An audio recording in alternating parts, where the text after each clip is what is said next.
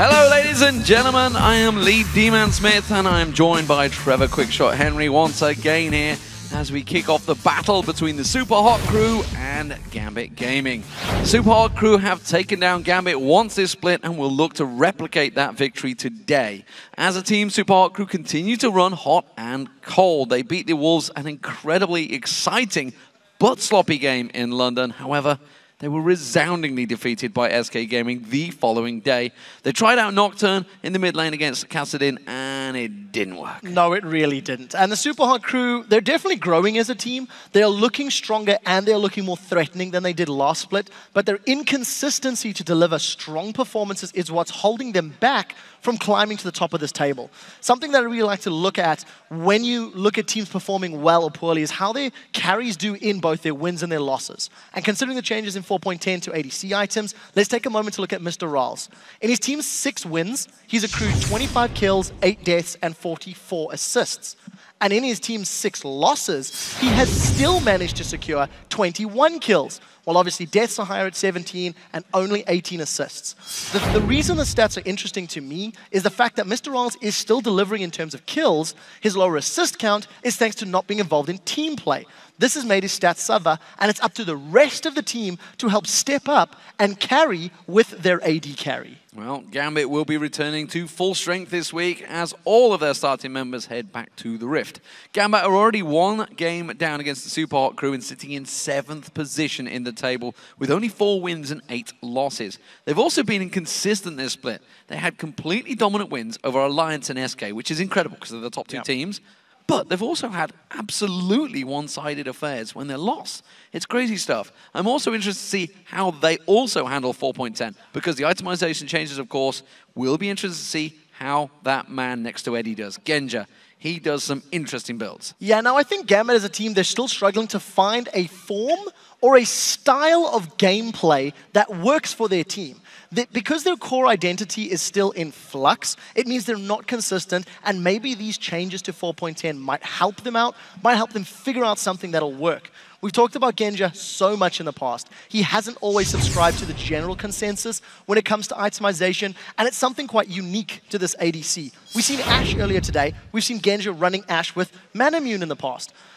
In addition to Genja, Edward, who also likes to run oddball support champions with itemization like the Ardent Sensor, changes to the Mikael's Crucible, it's up to those two to shake things up and find a recipe that works, because Mr. Ralls and Yero are a terrifying bottom lane. Well, we'll see how it works. Genja and Eddie used to be the terrifying bottom lane before. Can they do it again? Let's check out those starting lineups. Over on the blue side, it is the Super Hot Crew. That means Mimers in that top lane, Impaler in the jungle, Selfie is the mid lane, Mr. Ralls, and Kasing in that support role. That's right. On the red side, it is Gambit with Darien up top, Diamond in the jungle, Nick in the mid lane with Genja and Edward as the AD carry and support. Yeah, if you're confused by that lineup, we should point out that Yero is renamed to Kasing now. So the players are about to select their lineups, of course. So let's take a look at how you voted on this one. It's a close one, guys. 53% of you gone towards Super Hot Crew over Gambit. That is incredible to me straight away after the crazy history that Gambit have.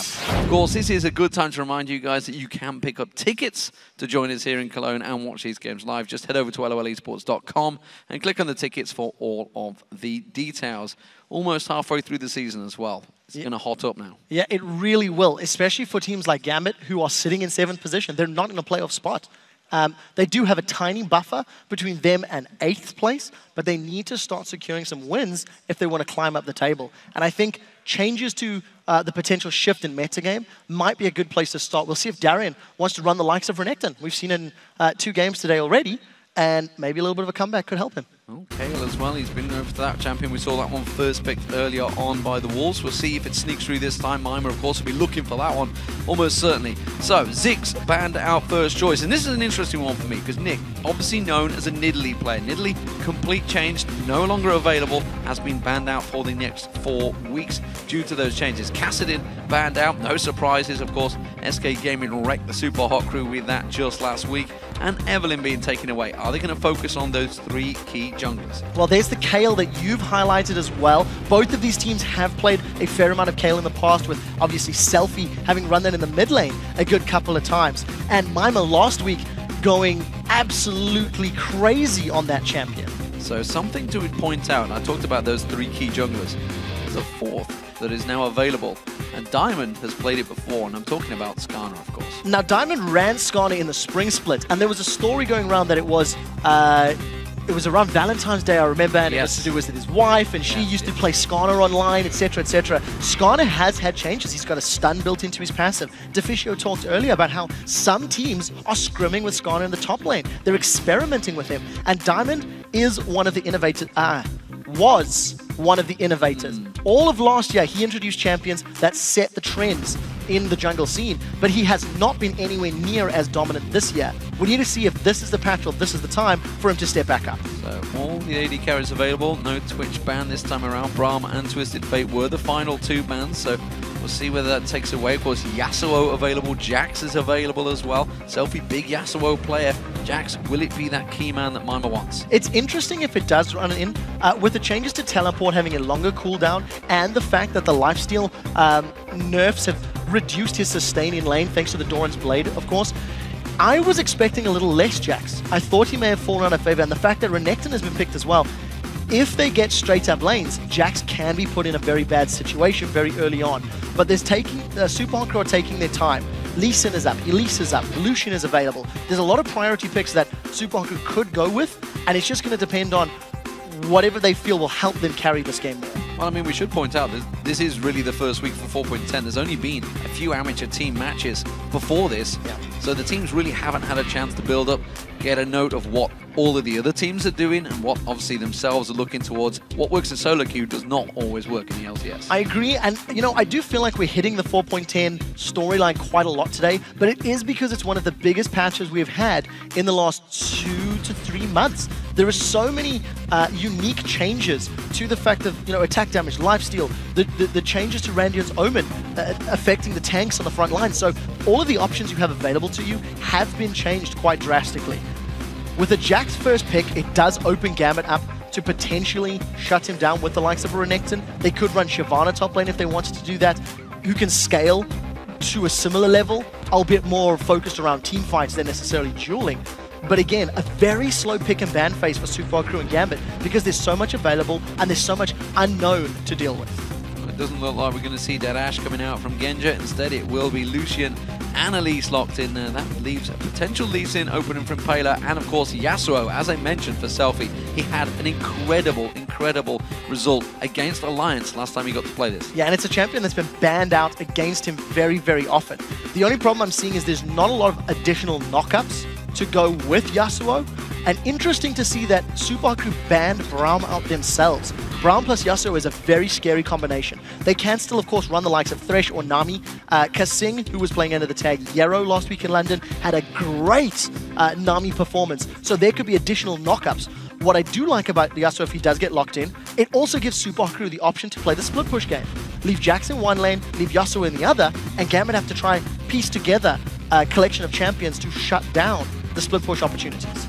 Just 10 seconds left for the Super Hot Crew to lock this, and their other choice in. Will it be a jungler? Will they focus on an AD carry or go for that support? Jarvan being the choice for the jungle, and this is a big problem already building for Super Hot Crew. They are all AD melee champions right now. To be fair, Jax does scale with some magic damage. He does become somewhat mixed, but you are correct, it is primarily magic focused. It is another source of knockup, not necessarily a traditional knockup, but Impala over Lee Sin, over Skarner, is preferring Jarvan the Fourth. He did play it last week in that very chaotic game against the Copenhagen Wolves, if memory serves. Had a weak early game, but definitely did very well as the game progressed and as time ticked on. The one thing that is a little difficult is, you know, Elise can get out of the Cataclysm. Lucian has the possibility to.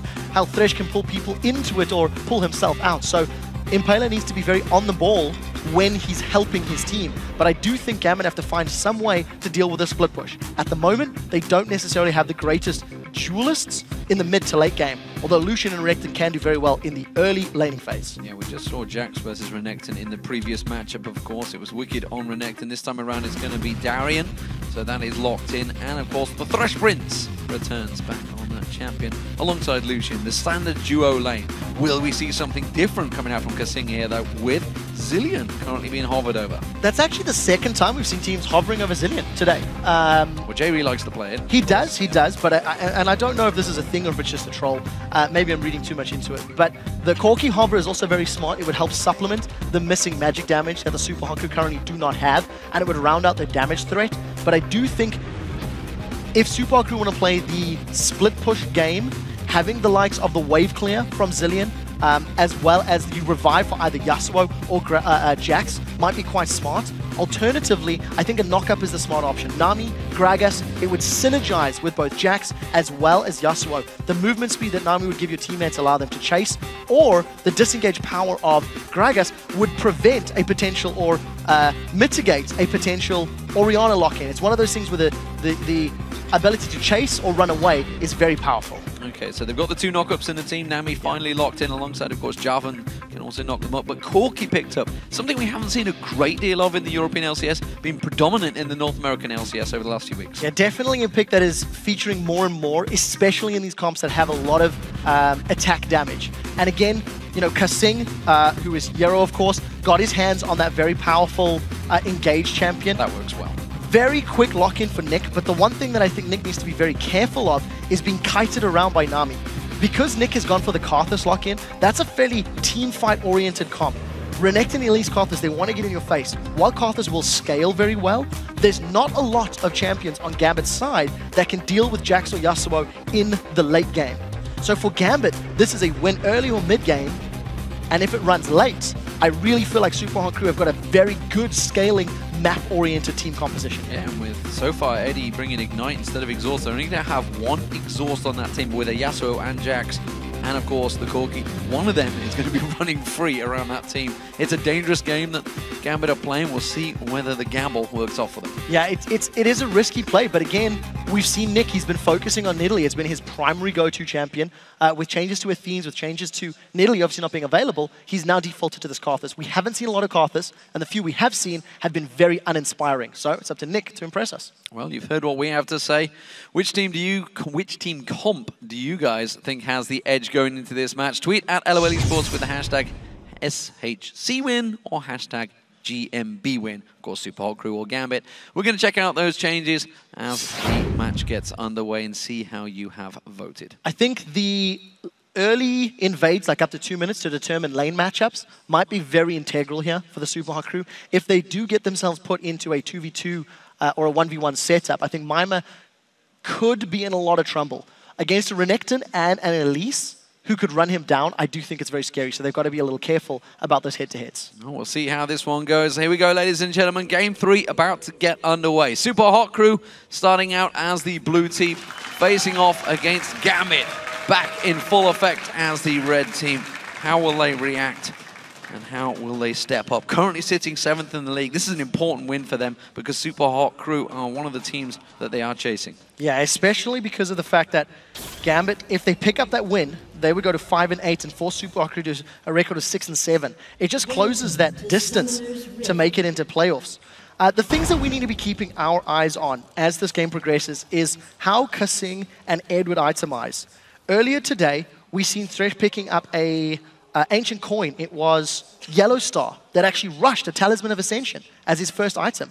And it's the first time I've seen Thresh not going for the likes of a Relic Shield, obviously because of the new patch. So we'll see which item build is more efficient. We'll see whether we get some dancing as well, which we saw a few times. Looks like it's a standard setup for both these teams. Nobody going for an invade just yet. It's setting up the wards. We're going to see Kasing doing a little bit of dancing, a little bit of strutting. One thing I also want to highlight is Genja is near the top half of the map. So this is one of those things where you always think to yourself, did Gambit anticipate a potential lane swap and then in the bush, did it? Swap themselves, or did they go the other direction? And I think Gambit do have vision of that Corki in the bottom river. I think that was a failed ward. Yeah, it was. Pretty sure that's a failed ward. Yeah, it was. Yeah, not in... Oh, no, it's still season. It's in the still season. Yep. It's all good. It spotted Mr. Ralls. So Gambit are going to be aware of the fact that Mr. Ralls is near the bottom half of the map, and they have committed to the lane swap.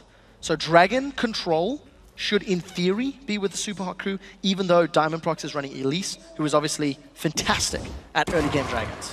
Well, as I mentioned earlier on, only that one exhaust picked up. Nick has that. We're going to see how it works out for him up against Selfie in that mid lane. He knew he was in against. And as you pointed out, Mima is making a run for it. He's going with the buddy system. Eddie is continuing to follow on through here. Oh, I tell you what, we could have seen a single basic attack steal from Eddie there. Instead, it forces him away. And that has not been cleared out, that pit, so they're going to want to try and clear that one out. Super Hot Crew, not sure if they meant to leave that. No, I think Super Hot Crew, they were afraid of a potential invade. They didn't really know if anyone they're going straight for the blue steal. So, smart play, immediate counter. If you look at the numbers advantage, Gambit really can't challenge for this one. If Diamond or anybody moves forward, they're going to run into 3, potentially 4 members of the Super Hot Crew.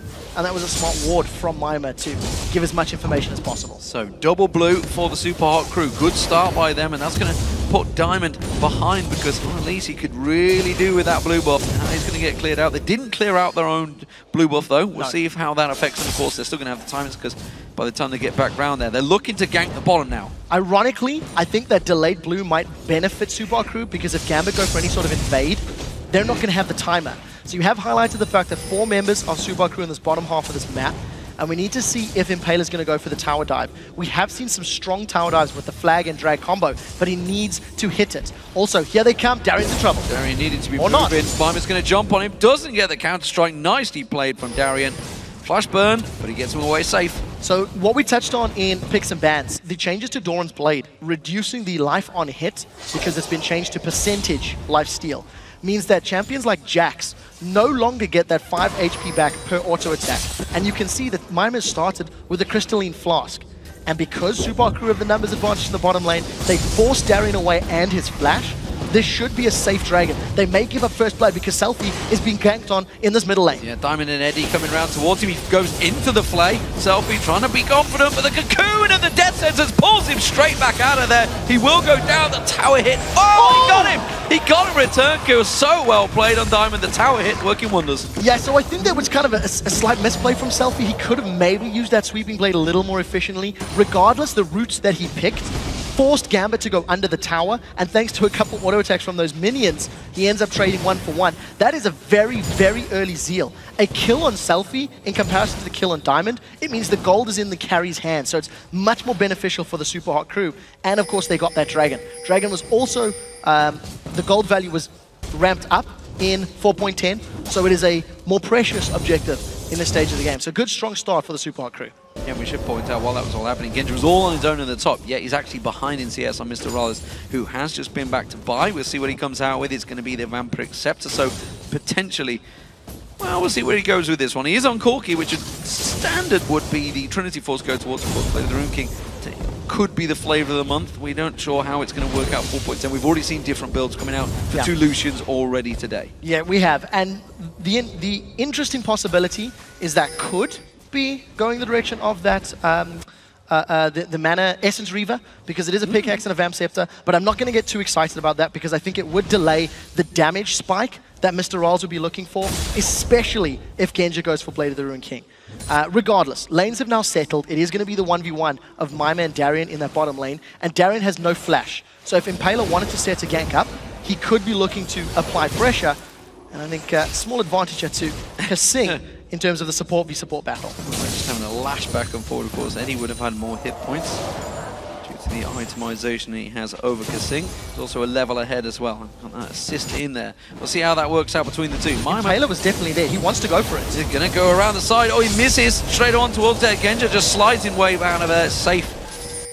He didn't take the Lantern, and Diamond, well, he's going to look to try and counter, but he's going to walk straight past that wall. Yeah, so full vision for Super Hot Crew. We do see the red buff there on Impaler doing a little bit of work against Edward and Genja, and he's still sticking around.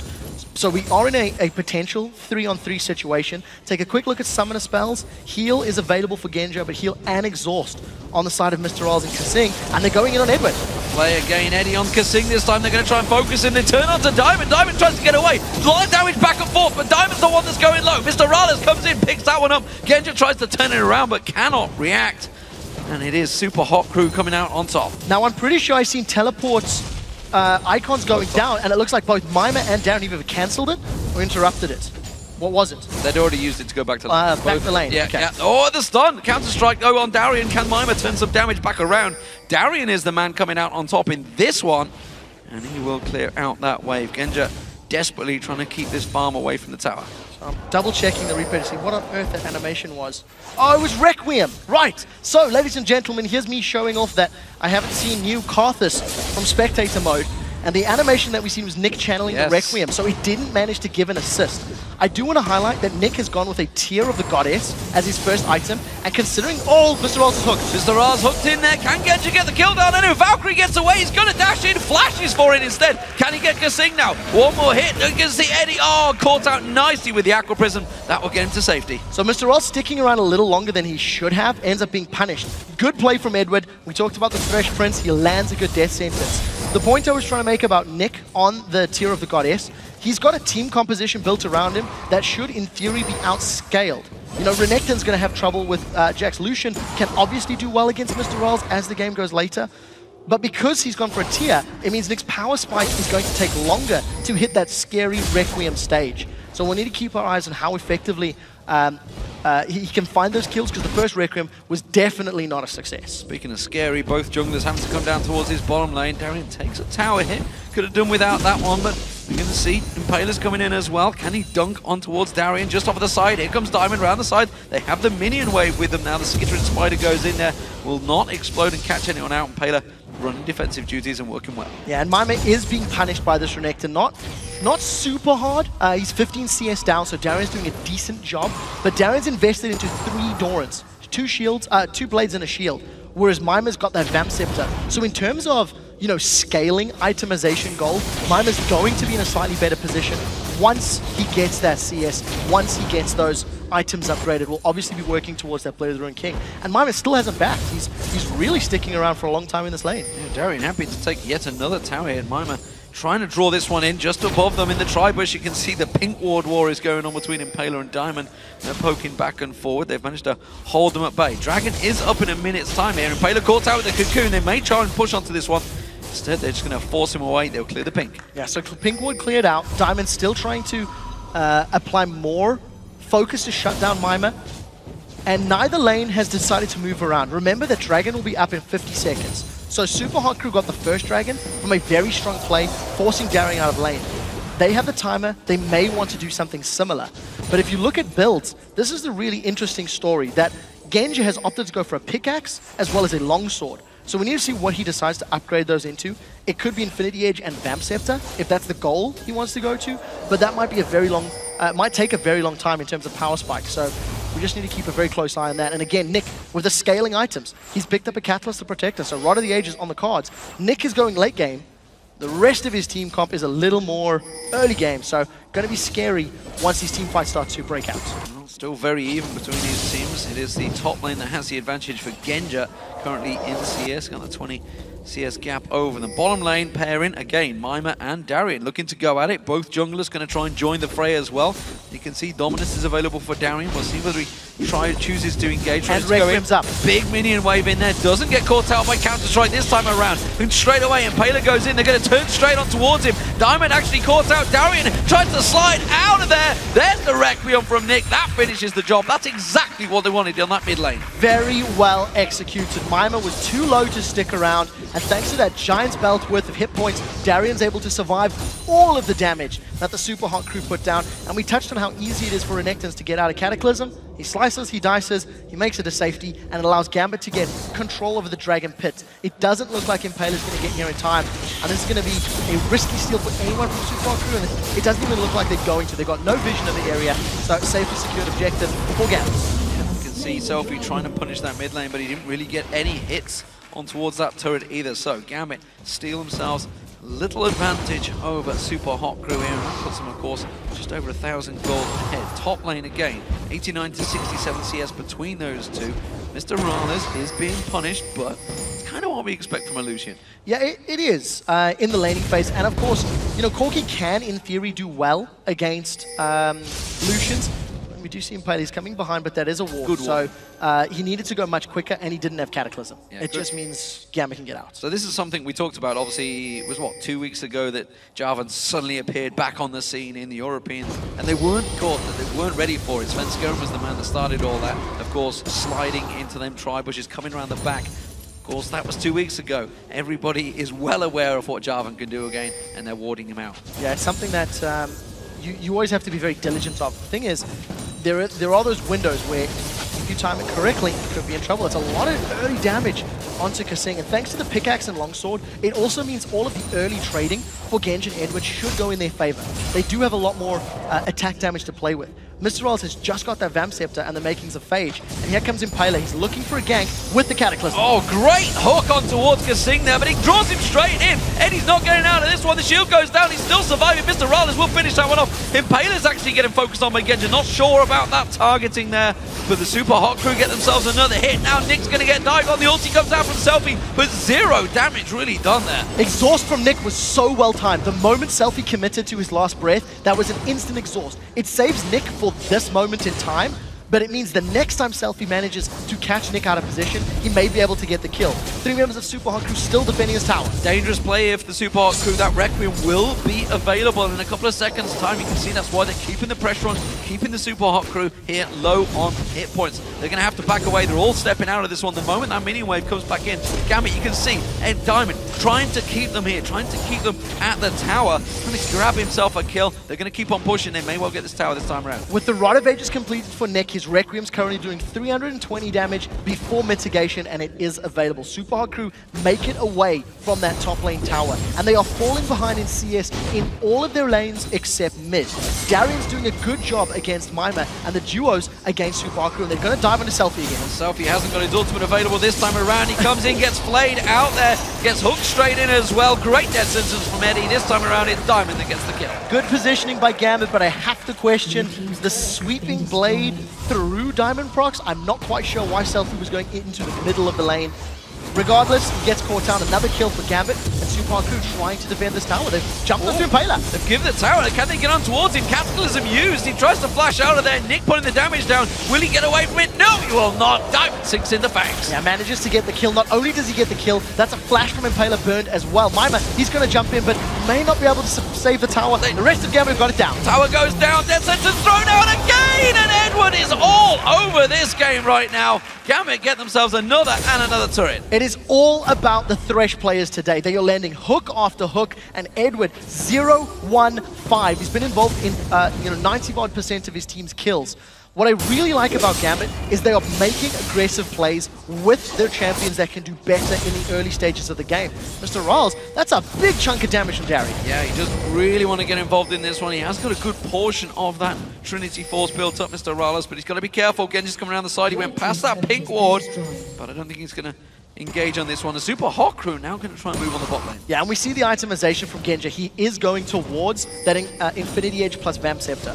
And I think he's gotten away with the pickaxe and longsword first because Mr. Rawls opened with the Vamp Scepter. So, in terms of burst damage, Genji had higher bonus AD to work with, and the double shot from his passive was just working in his favor. So Gambit, 5,000 gold ahead, 4,000 gold ahead rather.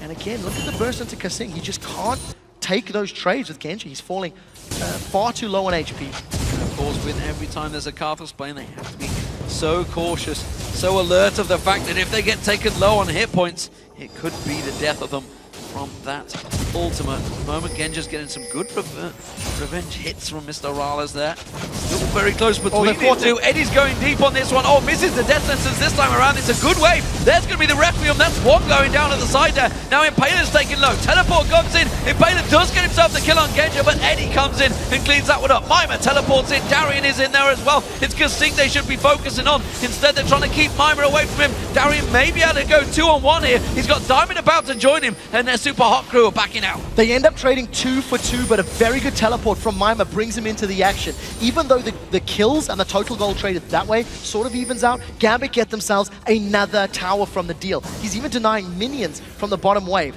Take a look at how Nick was roaming. He is moving into the bottom lane. He may find himself against Selfie. So a very good play from Gambit once again. Taking complete charge. Look at Darian. He's just full of swag. Diving under 3 and not even worried about it. He's got a 45 CS advantage built up over Mima.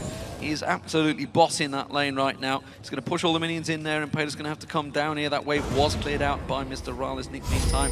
He's going to go back. He's had that tier stacking up, got the Rod of Ages in there, as you mentioned, the late game build for Nick, and it's working out so far. 2-0-5 Kassadin. This is a problem, Karthus, this is a problem for Super Hot Crew late on. Now, you know, we did say those items scale and they take time, but when you've got 2 kills, 5 assists, a dragon, and 3 towers before the 20-minute mark, Rod of Ages completed, Archangel Staff completed, that's busy leveling up or ramping up in terms of mana.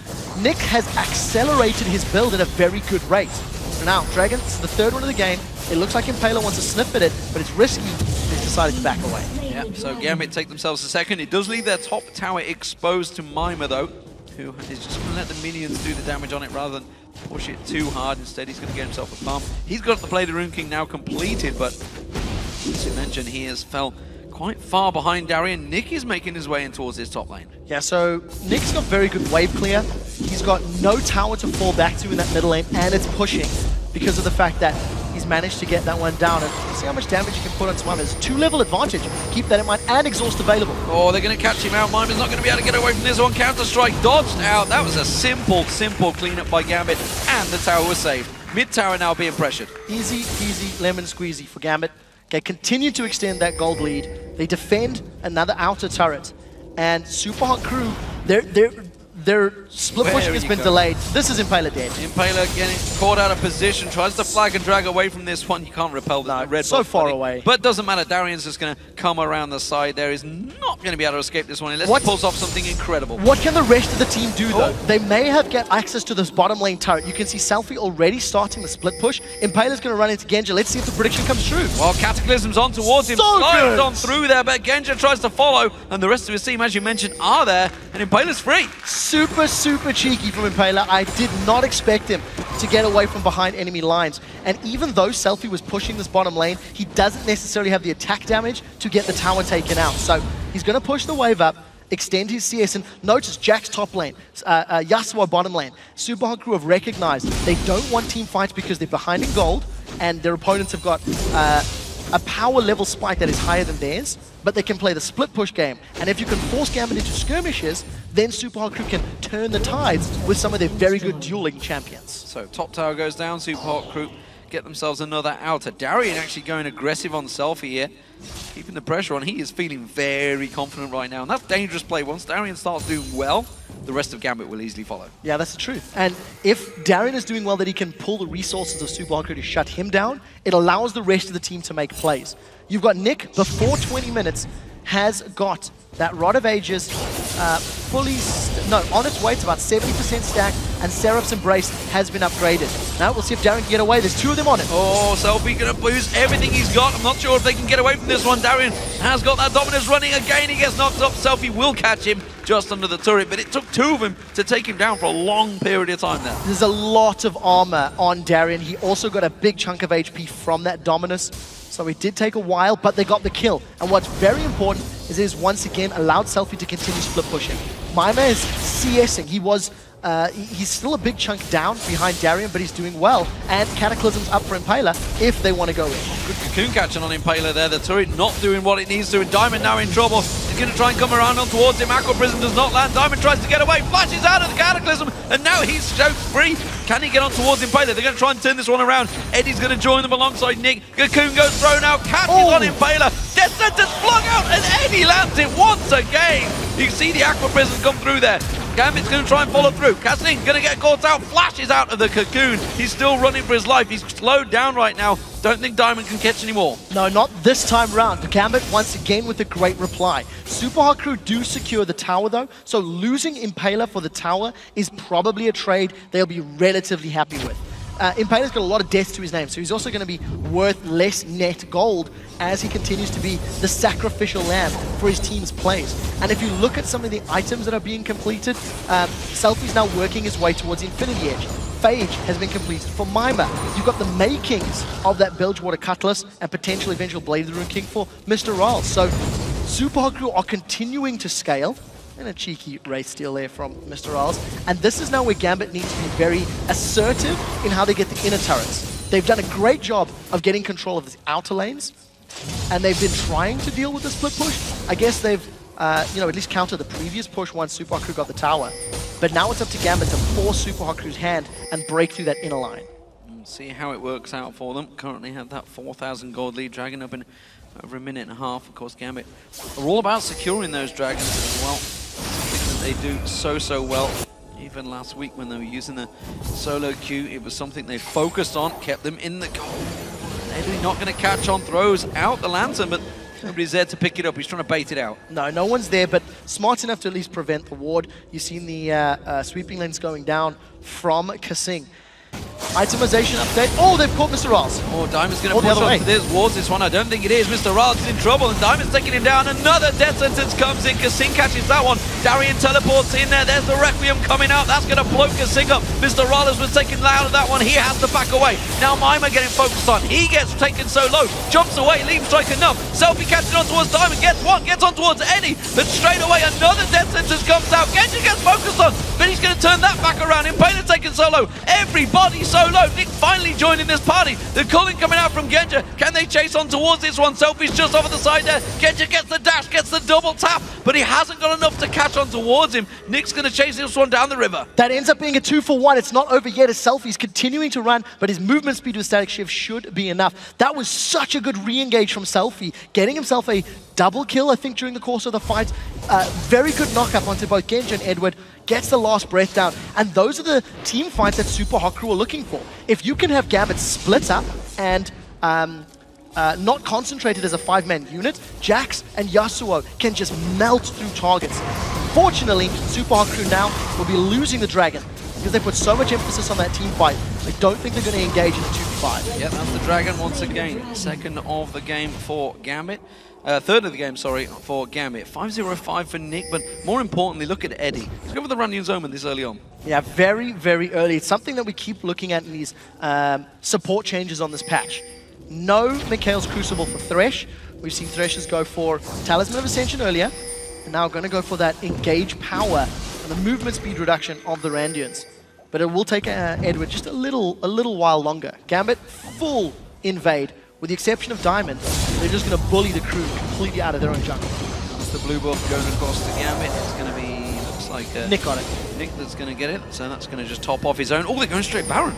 So with Karthus, you can melt through Baron thanks to single target damage, and they know Selfie's not there. The rest of Super Hot Crew are around. Look for a tidal wave to mitigate, interrupt, and here comes Impaler from the side. And the scrying orb from Mr. Rallis gave that straight away. Does mean they all pull back in there. The death sentence's thrown out from Eddie this time, does not find the target on Mima, and I think that means Gambit will peel away from this one. Can Super Hot Crew use that minion wave in the mid to take the tower? Yes, they can. Kasing with a decent tidal wave, even though it's not going to be available for a team fight, it was enough to split Gambit off the objective and force them away. And because Gambit hesitated or were unable to catch members of Super Hot Crew, the crew grabbed themselves their 4th tower of the game, and they got a minion wave on the bottom half of the map, thanks to Selfie pushing it up before the whole Baron play. So a little bit of a miscall or a misplay from Gambit is going to cost them some damage on that bottom turret. And look at the vision, though, from Gambit. Like, they've got such deep vision.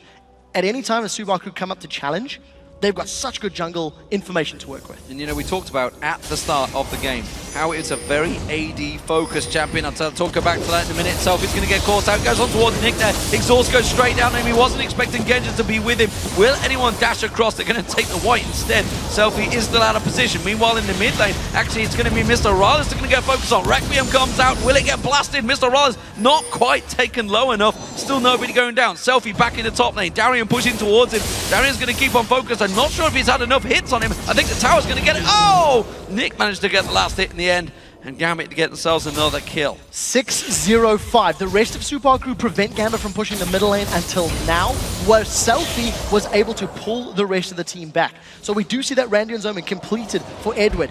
Genja's had that chain burst for a while because of the physical damage threat from the Super Hot Crew. Impaler left to defend this wave alone, and his wave play is simply not strong enough. Gambit, with a very good play, maintain map control, maintain the gold lead, and they even have the tower secured.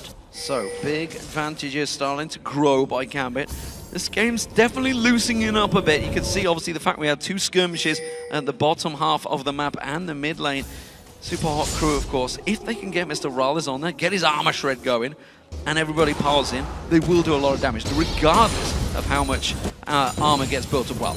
let's say regardless, if there's a lot of armor, it could be a big problem, but nevertheless, Gambit have to be careful they don't get core tower clumped up and everybody from Super Hot Crew jumps on them. And you can notice Kasing is working himself towards that Mikhail's Crucible. When you look at Gambit's comp, what they can do very well is if they surprise somebody with a Wall of Pain, with a Death Sentence or a Cocoon, you can have Renekton, Elise, Lucian jump onto a target and burst him down fairly quickly. And assuming that Gambit can do that, their team fight should be very effective. And they just need to avoid, you know, a multi-man stun from Jax or a multi-man ultimate from Yasuo. So in that situation, if Kasing can get that Crucible up and save a target, get him out of the Cocoon, or, you know, give him a big heal to survive a Requiem, maybe Super Hot Crew can do better in these team fights. But as it stands, you just feel like Gambit are doing slightly better big picture fights when they catch Super Hot Crew out of position. Selfie got himself a clear minion wave in this bottom half, and nobody's really there to react to it. Genja has finally just gone back. He had 2,700 gold on him, went straight for the Blade of the Rune King, only had the Vampiric Scepter there before. Something Genja actually does a lot. Just sits on massive amounts of gold, which sometimes can be at the detriment, of course, because they could be going into those team fights without those items. As it is, now he has it. He has himself the gold advantage, and I'm not sure about item advantage still over Mr. Riles, because he's got that Triforce and Blade of the Rune King, but will be very strong in the next fight. Yeah, if Genja just gets multiple auto attacks off, he will do more damage than Mr. Riles. But as long as Mr. Riles is threading in those spell casts in between his auto attacks, he can do a good job. The one thing I want to note is Selfie's done a good job at controlling the tempo of Gambit. Every time he's pushed them up to the inner turret on that bottom lane, Gambit have been forced to respond, but because Super Hot Crew's warding and vision has been subpar for a split pushing team, it means Selfie can't stick around. He had a siege minion to get on that tower, and he didn't land auto attacks because he had no information in Gambit's jungle to work with. And Gambit, again, they're trying to force Super Hot Crew's hands. They don't want to play the split push game, and they're trying to make team fights happen. Tiamat picked up by Darien. We'll see if that includes into the Ravenous Hydra. He feels maybe that Sunfire Cape early on was possibly enough. Of course, he can keep up the split push ability that Mima and Selfie will have. Gambit currently grouping up. Look up the bottom lane. You can see Mima. He's got teleport available, but he's off on his own right now. And Gambit looking to try and steal an advantage and push for this inhibitor. Yeah, Super Hot Crew were out of position. They're going to be here late, but so is the minion wave. So it looks like Impaler, as well as Selfie, should get here just in time. No Death Sentence this time round, and the wave clear from Super Hot Crew is enough. But that's, you know, 20% of the tower HP lost. Darien either uses the teleport or loses that inner turret. The inner turret will go down. Mima on that one, and of course with the Triforce and Bloodthirst, Blade of the Rune King of his own will hit those towers hard. Looking at Selfie also, he's completed the Infinity Edge along with the Blade of the Rune King and Static Shift now. Lots of damage from the Super Hot Crew starting to stack up in a crew. That is massive for the Super Hot Crew. Not only do they defend their inhibitor turret, they gain an inner turret, and they get Darien's teleport. 240-second cooldown on that summoner spell, and better positioning means Super Hot Crew have started Dragon. The rest of the team are on Baron. Have Mima and Impaler peeled away? They haven't yet. This is going quickly for Gambit. This is going to go very quickly, of course, with the Karthus in there, one of the quickest to help take down that Baron. Sorry, the Dragon is going to go down. Mima gets on towards that one. Now Selfie going to get focused on. The Baron picked up by Gambit, and they back away. Not sure about that trade. No, hashtag not worth. Baron buff on Gambit, when you consider their team is already a little weak at this stage, should give them the siege potential I think that they're looking for. And just, again, a misplay. Earlier, Gambit tried to force Baron. It ended up costing them the inner turret. This time around, Super Hot Crew made the call to go for Dragon, the arguably safer objective that was available, and it ends up costing them Baron. You can't discount the fact that Karthus destroys Baron so quickly. The double damage on his layaways to solo single targets is just massive. And it means Gambit continue to maintain control of this game, but it is ever so balanced. You know, it's so fine. It could tilt in favor of Super Hot Crew. We'll see how it works out for them. Gambit again pushing straight in that mid lane. And going very aggressive, trying to catch somebody out there, trying to bully them away from the minion line. They're going to go all straight down this mid. Mima a little out of position, Gambit see him actually, they've pinged on towards him, so they know that he's off on the left-hand side, which means they know they're in a 4v5 situation here. If they put pressure on this mid lane, Maima's either going to have to back off or keep split pushing. He's going to choose the latter and keep on pushing that top lane. Yeah, Maima does still have his teleport. From the previous trade, he hasn't used it. He's also overtaken Darien as far as CS is concerned. So he's starting to scale. With a chain vest on both Maima, Impaler, and Selfie, they can fend off the damage of Darien and Genja. But you can see Gambit, they don't have a tower dive team, and Genja's just being Genja. He's going to go split push. I don't know. I just don't know what he's doing. Instead, Lantern being used by Eddie to keep him safe. Maima is going to back off. Genja's just basically said, you know what, guys, there's a wave down the bottom. I'm having that. I don't care about this mid. And forget Baron. We don't need this. I would argue it's not a terrible call because of the fact if Gambit had tried to siege up under that turret and got caught by a tidal wave, even in a 4v5 situation, tidal wave into last breath is enough time for a teleport from Maima to arrive. And all of a sudden, you've lost, 30-40% of your hit points, and Jax is here to clean up. So probably the safer option, but this is the most difficult thing. How does Gambit siege when you can theoretically tower dive with Renekton and Elise, but I don't think they want to. Their comp is not focused around that. It's not built for that type of strategy. Whether Maima wanted to stick around and fancy a go at Genja instead. He has. He's cancelled the teleport. He's cancelled the back. He's going to stay. He's going to clear that wave out. And we'll see whether Genja decides to try and take this one. It'll be a risky battle for him, that's 100% sure. Yeah, it really will. Selfie's once again trying to split push himself. He was moving up towards the top half. Gambit have done such a good job of vision this game. You can see all of the wards in the mid lane will prevent them being flanked. And if Genja can find Maima, this is 1v2. Maima's in full retreat mode. Does have teleport, does have flash. Should be able to get away. He's clean free. Unless they go for it, Nick pulled out of that. Cataclysm being used by Impaler. Now they're going to try and collapse. Look at it. Everybody going down towards this bottom lane. They want to get Maima. Super Crew reacting. They're rushing straight in the mid. Oh, he manages to sidestep the cocoon. There's no Cataclysm. There's no tidal wave for Super Hot Crew. They are split up as well. This team fight could go pear-shaped very quickly if they are out of position. Oh, that was a good Aqua Prison. Super Hot Crew choosing to sidestep. They're going to go up towards the top. They could get themselves its inner turret, but Gambit are responding. They're going to try and rush straight down the mid. Yeah, I think this is the smart call from Super Hot Crew. They've left Selfie to wave clear, but Maima needs to back away sooner. Yes, he does have teleport, but you don't want to waste that summoner spell just to defend the tower. Selfie's also not pushed that inner turret. So it does look like Gambit are going to get a very big chunk of gold. Teleport being used, that was a decision from Super Hot Crew. Yeah, Maima coming in. Death Sentence's landed, and Cocoon comes on towards him. Kasing taking all of the culling damage as well. Good reactions from both of these teams. That was such a crucial, pivotal moment. Of course, that means Maima's teleport is now down, and Darien's is available. Yeah, so we'll see who can maintain control of the map. Gambit, with better positioning and with a sort of effective HP bonus or higher value, they're playing a lot more confidently. They didn't push the tower as aggressively earlier on, but they should be aware Tidal Wave will be up soon. It is actually just available, so that should be the trigger to back off. As long as Tidal Wave is not there, it means Gambit needs to back away. And something I want to highlight, there are 3 Blades of the Ruined King on the side of Super Hot Crew, so anybody that's stacking up HP, Edward's got high hit points, Darien's got high hit points, he should be, just melted down. 80% of current health per auto attack is going to be very, very quick to melt through those high hit point targets. They're going to try and come across and engage on towards this blue buff. Instead, they want to turn it around. Cocoon lands on Maima. Aqua Prison on Darien, though. He pops that dominance instantly. They try and focus on towards Maima. There's going to be the wave coming out. Kasing's going to try and focus on Selfie. Jumps in there and jumps straight out again. Nick all over him. He doesn't want to get involved anymore. He's going to get taken down. Selfie tries to go in towards him. He gets himself the kill and the shutdown bonus, but he gets cleared out. Impaler jumps in. Cataclysm and flashes out. Requiem comes out. Maima not going to take it so low, but he gets away. The bubble and the heal from Kasing just about survives. And Gambit going just 1 for 1. They're going to try and push on. They may get this turret. That is such a good bubble from Kasing, managing to prevent the rest of Gambit getting onto Maima. That was a sloppy team fight for the Super Hot Crew. They were split up, they were spread out, and they managed to get away with their lives. Take a look at how they come in drips and drabs. Mr. Rolls isn't even with the team. I do want to highlight that Selfie gets a great last breath off onto both Genja and Nick. Unfortunately for him, Nick instantly exhausts him, so all of that damage goes down.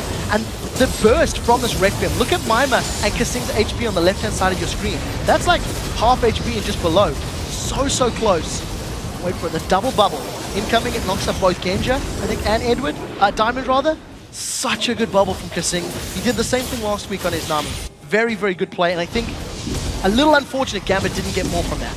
Dragging up and Gambit moving in. Super Hot Crew should take it very quickly though. I don't think we're going to see him. Diamond getting in close enough. There it goes. Smited away and Impaler takes that one and quick to disengage. Diamond going to look to try and force someone to flash away from this one. Instead they can all drag themselves away. Selfie of course used to flash in the last time around. But Gambit of course have big positional advantage now with Baron spawning in 26 seconds. So you see how difficult it was for Gambit to win a team fight, even though they had sort of a 4v3 numbers advantage at the beginning of the fight.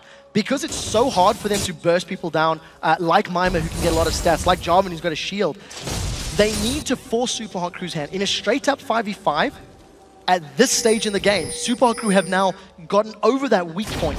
Jax, Yasuo, Corki are very, very scary with their item builds, and Gambit are looking to find picks, and they've got Impaler. Oh, good death sentence coming out from Eddie once again. The wave will get thrown through, but Impaler's taken so low. But he gets away alive. Cocoon lands on towards Mima. The rest of the team claps in towards him. He leaps strike away. Super Hot Crew, they have to back away from this fight. It's a good win wall from Selfie and bounces the rest of Gambit, but they're going to keep on chasing this one. Super Hot Crew and backup duty and gain. Another fantastic acquisition from Kasing lands on Diamond. Manages to save his life. We did see a knock-up on both Nick and Genja, but because Super Hot Crew are in retreat, they opted not to go for it. Keep tabs on the fact that Guardian Angel is finished for Selfie. So if he goes into a fight, he can come back again, as is Genja. They're looking to re-engage. This is going to be scary. This is going to be an important death sentence from Eddie, I feel, if they can land it on towards Impaler, who goes off the So close. Very, very close. Kasing, a Crown Prison's going to get dodged out of. Meanwhile, Super Hot Crew trying to push the middle of the Culling coming out. Not quite catching on Kasing, then Impaler getting out of this one. Darian might be able to slice on towards them this time around. Instead, they are playing very passively. Gambit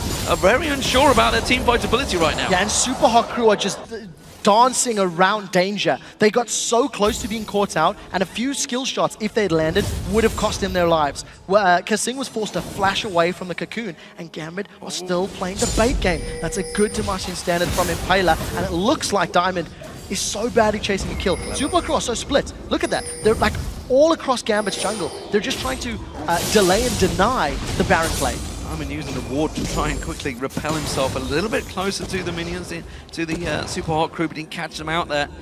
Both these teams poking, both these teams low on hit points. Tidal Wave is available again. So if Gambit continue to chase, it could set up a very good combination. Multi-man Tidal Wave into that last breath from Selfie. But look at the positioning. Super Hot Crew have got minions now working with them shortly, and they may be able to get into the inhibitor turret.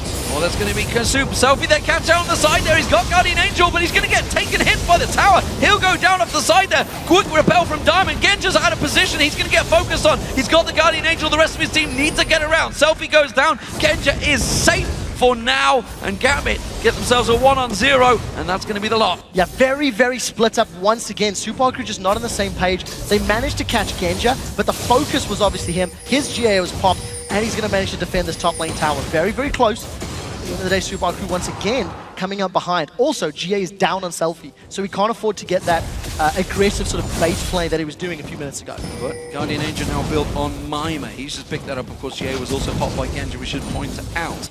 So, very tight fights between these. 14-9, of course, but you can see the gold. It is only a 2,000 differential between the teams, while 3,000 technically just shy of. Gambit, they're going straight for Baron this time around. Impaler is close by. You can try and get the steal. Yeah, but they don't have the damage from Selfie, so this is going to be so risky for them to go in. Tidal Wave is not available for Kasing. Look at them, they're split once more. Mima wants it, they got Genja! Oh, they've caught him out. He's going to try and get away, but he's one more hit. He's going to get taking him down, but Mima, the GA is going to get popped, and the Super Hot Crew in a good position. Impaler's going to get taken down. The Baron doing damage on him. Mima tries to leap away from this one. Diamond chasing on towards Kasing. A fantastic Aqua Prism from him once again, with the Cocoon this time around will seal his fate. And Eddie, he's trying to pursue on Mr. Rallis.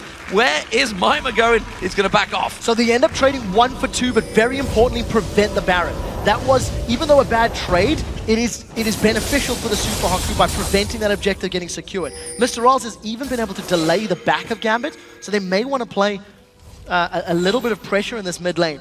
Decide not to. GA popped from Mima in that previous fight, even though he dove all the way in. And we are seeing the making of that Ardent Center for Kasing. So he's going to be getting the new support item that will obviously give his teammates attack speed whenever he heals them or gives them shields. So Be interesting to see how that plays out, considering how great Jax can scale with that attack speed once he gets it thrown on. Well, meanwhile, Darien continues to stack out those hit points. The Warmogs, of course, now picked up as well. And looking towards the 7-1-8 of Nick, sorry. He continues to just grow that ability power.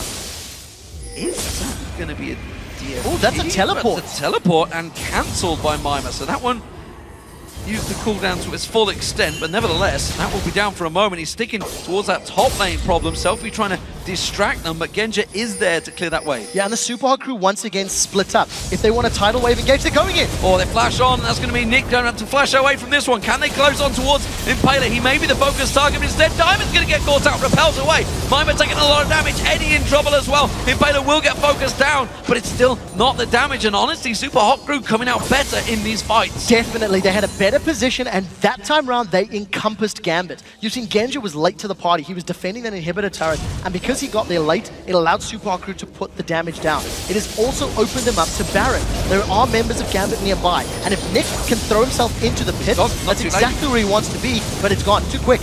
The damage is too high. The Super Hot crew grabbed themselves their first Baron, and a little bit more control and presence in this game. Gigantic wall of pain from Nick does slow them down, but that's simply delay tactics right now. Darian's going to get focused and jumped out there. Slice and Dice is out of the Aqua Prism, but you just saw how much damage Super Hot crew. That Baron, even at 42 minutes, went down in seconds. Well, look at all of the damage sources that they've got. Multiple Blades of the Rune King, Infinity Edge completed on the side of Selfie. Risky. Gambit are going to melt this Baron. There's no tidal wave. Keep that in mind. Let's see for last breath. They're trying to delay. Their minions, of course, taking the tower down. Meanwhile, at the side there, the culling being very good from Genja just off the side. They will get this dragon down. Super Hot crew, will they try and turn it towards that mid lane? Gambit still feeling confident. Yeah, they are, because they do have very good positioning. In order for the Super Hot crew to engage, they needed that tidal wave, which they now have. They've got Mima! Death Sentence caught on towards Mima. He leaps out once again. Another Aqua Prism going to try and throw it in there. Doesn't land this time around. We can see Mr. Rollins poking on. Requiem goes off and does not take anyone down, but it does enough damage that it may make Super Hot crew back off. It does look like it. Selfie was pushing the middle wave. There are minions in the bottom wave. It feels like this game is all over the place because Super Hot crew are continuing to try the split push game. They're continuing to try use these minion waves to their advantage, and it has worked and it has not worked at varying times. But Gambit, they still maintain a gold lead. They are still even on towers. The only problem is Gambit got stalled out when they were on the inhibitor turret, and now the shoe's on the other foot. Now it's Super Hot crew that are playing the aggressive game, and we need to see how effectively Gambit can defend, because Super Hot crew never want to go under a turret where there's a Karthus sitting there waiting to welcome you with Defile and his Death Defy passive. It's a dangerous game to play. So the back turret, the top one, did go down. That was about it, though, for the Gambit. Of course, in that play, they got the dragon as well. Secure themselves that. Repel. Ooh, I tell you what, he's caught out here, Diamond. He's got nowhere to run. The Aqua Prism comes back in. He's going to go down. The Lantern once again from Eddie. How nobody managed to step and close that one out, I don't know. Selfie's being very aggressive. Look how much damage he's putting down onto Darian. Darian pops his Dominus there. Not sure on that ultimate usage. And the Super Hot crew, they're starting to catch Gambit out of position. Diamond, he's got nowhere to run here. He's going to get caught out. He repels. Elizabeth Eddie's there with a Lantern again. And now Impaler gets hooked in. And that is a death for Nick. And now Mima leaps away. It's a 4v5. Gambit chasing. Overconfidence from Impaler not going to work in his favor. The team does get the tower, though. You did also see that tidal wave just catching onto Diamond at the edge of your screen, but it wasn't enough to kill him. Decent wind wall, not sure it was necessarily needed, but better safe than sorry. Selfie, of course, does have his GA proc back and available, as does Mima, rather, in a moment or two. So these team fights are going to continue to be messy, they're going to continue to be drawn out. And what they've boiled down to for both of these teams is whoever's been able to surround their opponents has come out in the better position. And with Nami giving your teammates movement speed for spells that affect him with, and now attack speed thanks to that Ardent Sensor, if he gets Mima or Impaler to engage effectively, that could be a very, very strong start to team fights. Oh, once again, with that wave down, they're going to push in, try and get some hits on towards that tower, but you can see it's back to full hit points. It's been so long since Gambit were back down here. Death Sentence is not going to land, and That puts the end to that. There's a big wave in the bottom lane that they could do with trying to keep alive, but you can see Super Hot Crew there ahead of them. They already know what's going on here. They're going to cut them off in the jungle. Yeah, no knockups from Super Hot Crew means there's no Yasuo engaged. Mima, he wants Darien. Oh, he jumps in there. Counter-strike not quite landing, and Darien had taken all the damage. Red buff hooked in. Eddie, I thought he caught somebody else out, but instead it was the red, and that may be a problem because Impaler slides in. Cataclysm on everyone. Yasuo doing all of the damage, and Gambit had just been dropped left, right, and center as Selfie goes in. The Guardian Angel pop. Mima gets himself a kill. Back in there. The Guardian Angels all come back up. Genji gets jumps on Mima, takes him down. His GA goes down. Diamond is the only man standing just off the side. Eddie's making a run for it. Then Kessing, you've got to be careful. This is a tricky spider you're chasing. He may turn back on towards you. This is exactly what he's going to do, but it doesn't matter because Mima's there alongside Mr. Rallis. 2 for 4, and all of that thanks to a very, very good ultimate from Selfie. Pay very careful attention to just how tightly knit the Gambit team are, and the Cataclysm locks everybody from Gambit in. So that's a Darien as well as Genji, I believe, knockup from Last Breath on Selfie. And just because of the fact that every multi-man ultimate and knockup that needed to land did connect from Super Hot Crew. Because Nick is so fed, his Requiem does melt everyone, but it's too late. There was not enough damage. Genji was already dropped. Darien was already dropped. And that was just a very good fight. The result 4 for 1, 4 for 2 rather, as well as an inhibitor. So Inhib goes down in that mid lane, and Super Hot Crew back off. Gambit all respawn. Dragon and Baron all up inside 2 minutes time. And this time around, Gambit really have to think long and hard about the next fight they take, because it may well be their last. Super Hot Crew come out ahead once again. Just in terms of the compositions, Gambit's power spike ended 20 minutes ago.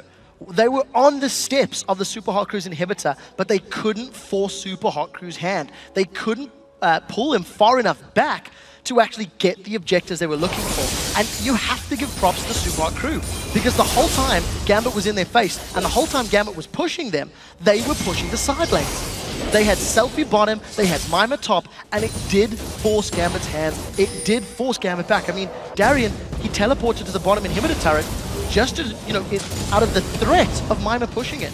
So all props to Super Hot Crew for delaying this game.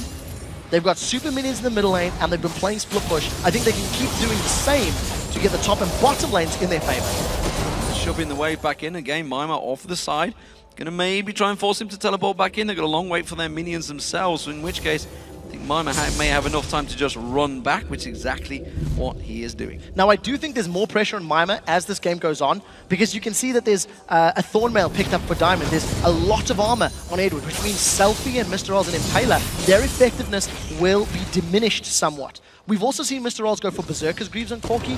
It wasn't uncommon to see Corkis go Sorcerer's Shoes not all that long ago, but they need to obviously get through all of that armor. Impaler's gone super deep. Oh, and Selfie used his ultimate Last Breath on towards Darien. I'm not sure that's the right target. Nick comes in, gets himself involved. Selfie's going to get taken down already. Impaler's low just off the side. Impaler goes down. It's a double now. Genja getting focused on by Mima. Mima's just going to jump away from this one. Oh, and Genja takes him down. What the hell are Super Hot Crew doing? I have no idea. They just dive on the tankiest member of Gambit and almost threw this game away. I think they may have thrown the game. There is still a minute on all of their death timers. Gambit are moving to this middle lane. Darien has got a massive amount of HP to work with and a handful of minions. Mr. Rolls has to pull off a godlike defense if he's going to defend this. How brave are Gambit? That's a flash hook. It doesn't connect. I wonder if they're going to go for Nexus turrets. If I were Gambit, that's what I would do. Absolutely. They're just going to pile on through here. That's going to be the inhibitor going down. And Mr. Rallis, as you mentioned, has got 30 seconds to hold on here. Minions coming in. They've got the tank minion with them as well. And Gambit 5-man defense will just push on towards this on their peel off. They go for Mr. Rallis. They hook him down. Mr. Rallis goes down. They've done It's going to be a kill. The Nexus turrets are going to fall down.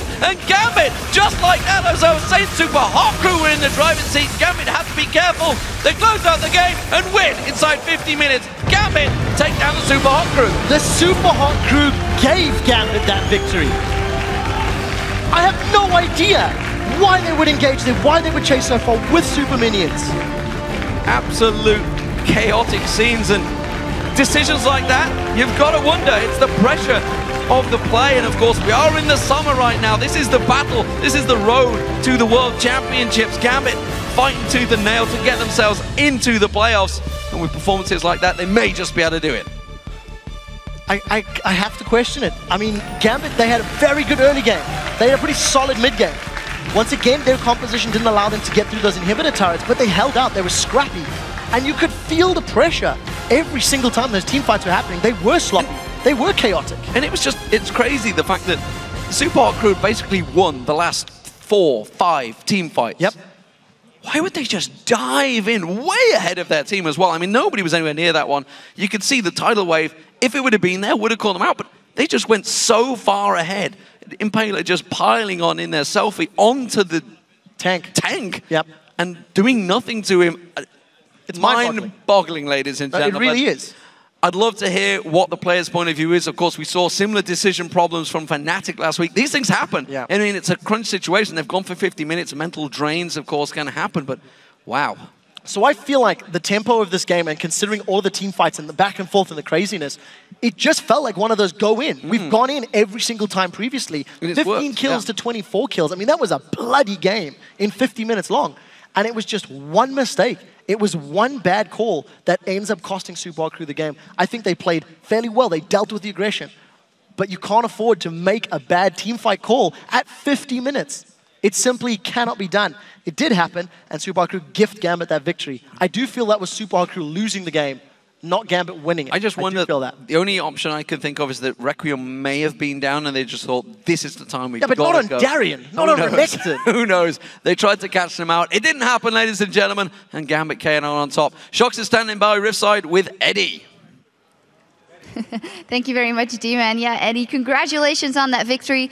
What was starting off as quite a strong start for you guys turned into a very long game. Tell me how you played the last minutes of that game, because it seemed like if they would have jumped on you correctly, you would have lost the game. Yeah, the game was super long. We actually didn't know what to do like late game, because we're just when this game gonna end or something, because I really don't care much about like what we're gonna do, because I feel we're stronger and we just need to let Genja after attack and don't let him die. And tell me then about your role and your build on Thresh here in 4.10. No Talisman, no Mikaels, just full tank, Randuin's, Giant's Belt, Glacial Shroud in there. Tell me why you want to go that route now. I actually started build the tanky build even before the patch, but right now it's even more like useful. So Genja just need a tank, so Darren is building like Hydras or something, so I'm his tank. You are his tank, absolutely. Well, thank you very much and congratulations. Thank you. Now, as for us, we're going to sweep the caster desk for wards, but when we come back, it's going to be SK Gaming as they take on Roccat. Don't go anywhere. We'll be back in 3.5. Hey, brother. No, you can't play Strike Illusion. Now Mima getting focused on. He gets taken so low. Jumps away, leaves Strike enough. Selfie catching on towards Diamond. Gets one, gets on towards Eddie. But straight away another death sentence comes out. Genji gets focused on. But he's going to turn that back around. Impaler taken so low. Look at them. They're split once more. Mima wants to think on Genja. Oh, they've caught him out. He's going to try and get away. But he's one more hit. He's going to get taking him down. But Mima, the GA going to get popped. And the Superhot Crew in a good position. Impaler's going to get taken down. The Baron doing damage on him. Eddie, I thought he caught somebody else out. But instead it was the red. And that may be a problem because Impaler slides in. Cataclysm on everyone. Yasuo doing all of the damage. And Gambit had just been dropped left, right, and center as Selfie goes in.